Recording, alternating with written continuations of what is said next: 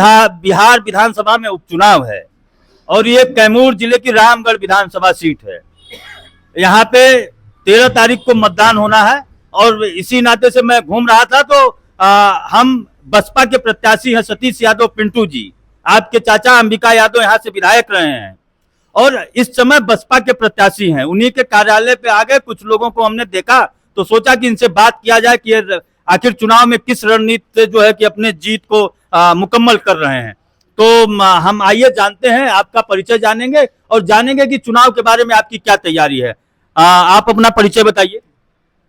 सबसे पहले मैं आपके चैनल को आपको मैं धन्यवाद देता हूँ, बधाई स्वागत है आपका चैनल पे हमारे। मेरा नाम छोटे लाल राम, जिला अध्यक्ष बसपा कैमूर। अच्छा, कहाँ के हैं छोटे राम जी आप?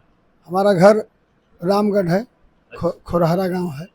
अच्छा अच्छा, तो यहाँ पे सतीश यादव पिंटू जी प्रत्याशी हैं, तो क्या रणनीति आप लोग बनाए हैं कि वो चुनाव जीतेंगे? क्योंकि पिछली बार भी बसपा यहाँ बड़े कम मतों से चुनाव हारी थी, तो इस बार क्या आप लोगों का रणनीति है? हम लोगों का रणनीति अपने वर्कर, अपने संगठन के बल पर हर गांव में जो हमारा संगठन है वो संगठन तैयार है और रणनीति के तहत अपना संगठन लगा हुआ है। और इस बार हम लोग सतीश यादव पिंटू यादव जी को हम लोग यहाँ से भारी बहुमत से चुनाव जिताने जा रहे हैं। पिछली बार जो यहाँ से सुधाकर सिंह जी राजद से जीते थे, तो आप नया क्या जोड़ रहे हैं, नया वोटर क्या जोड़ रहे हैं? क्योंकि 4 प्रत्याशी मैदान में, मुख्यतः 4 प्रत्याशी हैं। जनसुराज एक नई पार्टी है, उससे जो है कि सुशील कुशवाहा जी आ रहे हैं, आ गए हैं और राजद से जगदानंद सिंह के लड़के अजीत सिंह है। तो आप लोग नया क्या जोड़ रहे हैं, नया कौन सा? देखिए, जो आरजेडी की बात है, रामगढ़ की जनता, पूरी जनता परिवारवाद से परेशान है, क्योंकि पिताजी प्रदेश का अध्यक्ष ये हैं, एक बेटा एमएलसी के चुनाव लड़े, एक बेटा विधायक बने सांसद हो गए और एक तीसरा बेटा विधायक में लड़े हैं। परिवारवाद से पूरी रामगढ़ की जनता खपा है। जो राजद का कोर वोट था, हम लोगों के बहुजन समाज पार्टी का जो वोट है, बहुजन समाज पार्टी का कोर वोट है, उसके अलावे जो राजद के प्रत्याशी से खफा होकर, परिवारवाद से रामगढ़ की जनता बेचैन होकर यहाँ पे बदलाव चाहती है और रामगढ़ में परिवर्तन करना चाहती है कि आज 70 साल में एक ही समाज का, खासकर एक ही परिवार का 40 साल से रामगढ़ में दबदबा रह गया और उनका गढ़ रह गया। उससे रामगढ़ की जनता इस बार परिवर्तन चाहती है और छुटकारा चाहती है। अरे वो खुले मन से कह रहे हैं कि आप लोग 1 साल के लिए विधायक चुन रहे हैं, उसके बाद 4 साल हम ही सांसद रहेंगे। इस पे आप क्या कहना चाहेंगे? वो 1 साल के लिए तो है विधायक का समय, 1 साल है, 1 साल से कम भी ना हो जाए और कहीं 3 महीना में 4 महीना में चुनाव ना हो जाए, वो तो बात अलग है।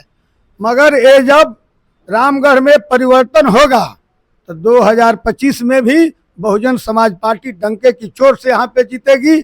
और वो कहते हैं कि 4 साल और रहना है, इस बार उनको यहाँ पे ठेहुनिया देना है बहुजन समाज पार्टी को, यानी विकलांग हम लोग बना देंगे और फिर आने वाला भविष्य में वो जिंदगी में सांसद कभी नहीं बन सकते।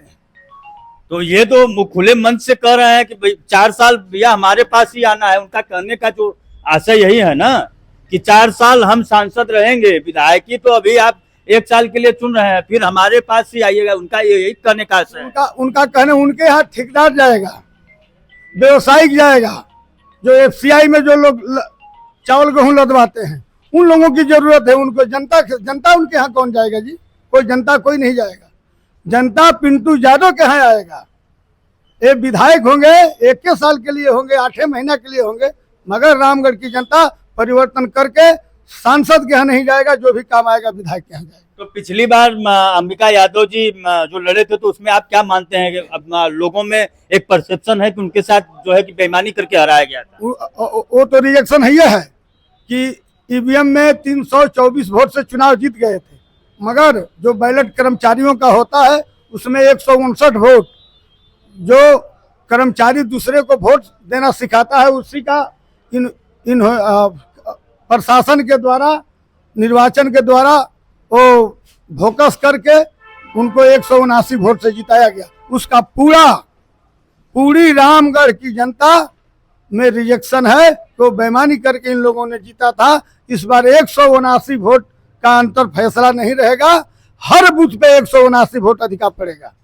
तो ये बताइए जिला अध्यक्ष जी कि अगर आपके पार्टी दल से विधायक बन जाता है तो रामगढ़ में ऐसा क्या आपको 5 काम लगता है कि आप करवाना चाहेंगे रामगढ़ की जनता के लिए? ए भाई देखिए, जिनका परिवार 1985 से अभी तक सांसद और विधायक और बिहार का सेकेंड चीफ मिनिस्टर रहे, 40 साल में वो पूरा नहीं कर पाए। अगर वो चाहते तो रामगढ़ में इंजीनियरिंग कॉलेज और मेडिकल कॉलेज भी खुल गया होता और केंद्रीय विद्यालय भी बन गया होता। चाहे कल्याण विभाग से वो क्या बोलते हैं, अनुसूचित जाति का जो जाति जनजाति का छात्रावास भी हो गया होता। ये लोग 40 साल में अगर नहीं कर पाए तो 8 महीने 10 महीना में कोई भी विधायक होगा तो क्या कर पाएगा? वो तो हाँ एक ही काम करेगा, जो दबे कुचले वंचित समाज के लोग यहाँ पे हैं, किसी भी समाज के जो मीडियम क्लास है, उन लोगों को मान सम्मान स्वाभिमान की तरह जीने के लिए यहाँ पे रामगढ़ में वो सिखाएगा और सबका सम्मान करेंगे।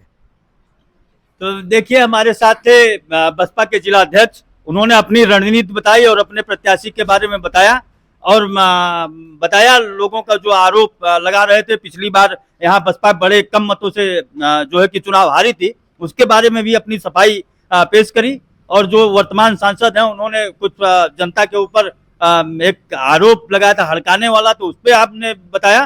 तो आप ये अगर वीडियो देख रहे हैं तो ये कमेंट करके निश्चित बताइएगा कि ये बातचीत आपको कैसी लगी। अगर अच्छी लगी तो निश्चित इसको कमेंट के माध्यम से हमें बताइएगा। हम राजेश कैमरामैन आशीष के साथ, आप देखते रहिए द वार्ता। धन्यवाद।